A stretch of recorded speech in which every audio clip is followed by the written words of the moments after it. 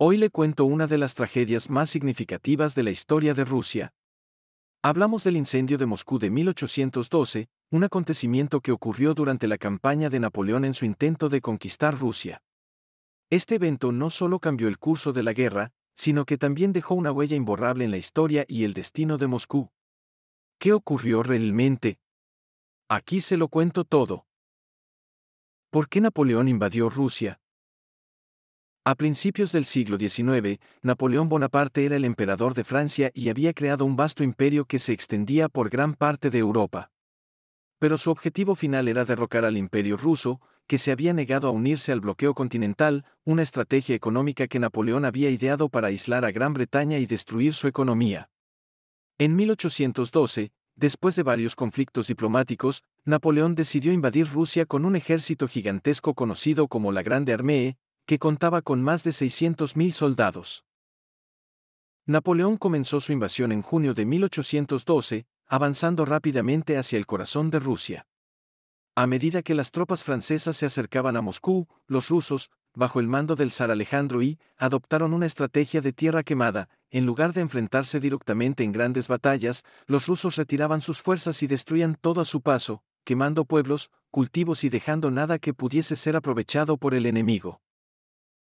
Llegado el 5 de septiembre de 1812, Napoleón y su ejército finalmente llegaron a las puertas de Moscú, la capital rusa, después de semanas de marcha. Sin embargo, cuando los franceses llegaron, la ciudad estaba vacía. El ejército ruso, liderado por el comandante Mikhail Kutuzov, había decidido abandonar Moscú y retirarse al este, dejando la ciudad a merced de los franceses. Lo que ocurrió después es uno de los momentos más dramáticos de la historia. Una serie de incendios devastadores comenzaron a arrasar la ciudad. Hay varias teorías sobre la causa del incendio. Muchos historiadores creen que los propios rusos prendieron fuego a Moscú para evitar que Napoleón se beneficiara de la ciudad. Se dice que los moscovitas que quedaban, junto con algunos soldados rusos, quemaron casas, almacenes y edificios importantes antes de retirarse por completo. Otros sugieren que los incendios comenzaron accidentalmente debido a las condiciones caóticas en la ciudad, con la Grande Armée saqueando y destruyendo edificios, lo que pudo haber provocado un desastre aún mayor. También existe la teoría de que algunos soldados franceses intentaron incendiar partes de la ciudad para evitar que el ejército ruso regresara. Independientemente de la causa, lo que es claro es que Moscú quedó destruida. Más de 2/3 de la ciudad fueron devastados por el fuego. Iglesias, casas, almacenes, edificios históricos y el palacio del patriarca fueron consumidos por las llamas. Aunque Napoleón y su ejército lograron entrar en Moscú, la ciudad era prácticamente un esqueleto. Napoleón no pudo aprovisionar a su ejército ni tomar ventaja de su victoria, ya que los rusos habían destruido todo lo que podría haber sido útil. Este incendio cambió el curso de la guerra. Aunque Napoleón ocupó la ciudad, no pudo encontrar un camino claro hacia la victoria. Aislado, sin suministros, y con el invierno ruso acercándose rápidamente, Napoleón tuvo que retroceder. La destrucción de Moscú fue un golpe moral para las fuerzas francesas y un símbolo de la determinación y resistencia del pueblo ruso.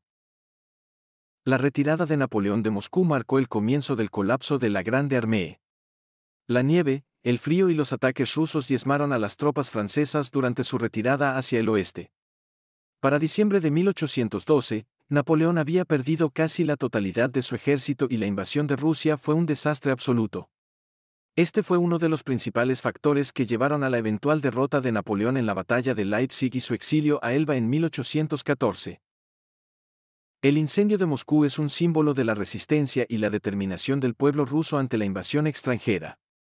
Hoy en día, este evento es recordado como un hito importante en la historia de Rusia y en la caída de Napoleón. Las ruinas de Moscú fueron reconstruidas, pero la memoria de la tragedia sigue viva en la cultura rusa.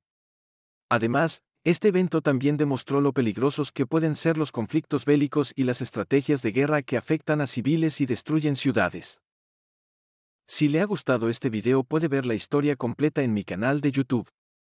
No olvide seguirme para otras historias.